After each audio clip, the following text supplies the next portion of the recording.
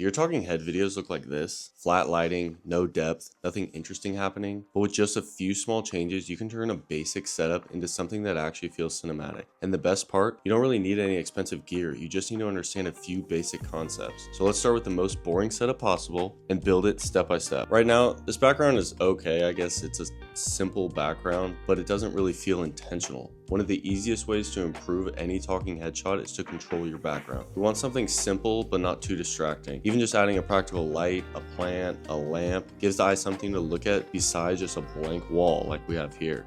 It creates layers, and layers create interest. One of the biggest mistakes people make is standing too close to a wall. When your background is right behind you, everything looks flat. But if you move yourself further away from the background, you instantly create depth. Depth is one of the main things that makes footage feel cinematic. Even moving just 3 to 6 feet away from the wall can make a huge difference. The more distance you create, the more separation you get between you and your background.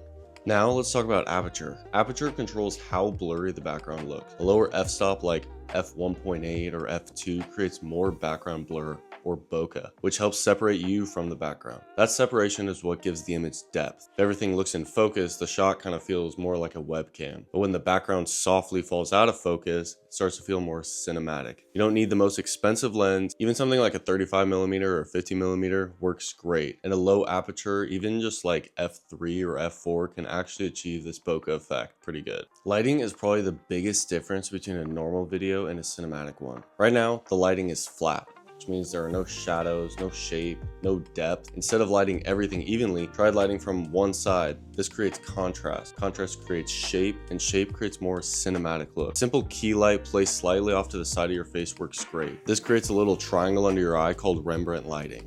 Then you can let the other side fall slightly darker. You can also add a small background light or a practical light to separate yourself even more, kind of like how we have going right now. You don't have to try to make it super dramatic, just give it some sort of purpose. So starting from a very basic setup, we added a simple background, created distance for our depth, used aperture to separate myself from the background, and added some directional lighting. And honestly, there wasn't too much complicated gear in here. I do have a decent light on a stand, but honestly, you can get a cheap light off Amazon, and I literally started throwing a sheet cover over my light as a softbox, or when the windows, I used natural light from my windows in this room and just put a sheet or like a thin curtain over them to kind of create some soft natural light, and that works just as well. And if you follow these simple rules, you'll have a good cinematic talking head video. If this helped you out, be sure to like and comment down below. And if you want to see more videos from me, be sure to hit that subscribe button, and we'll see you on the next one.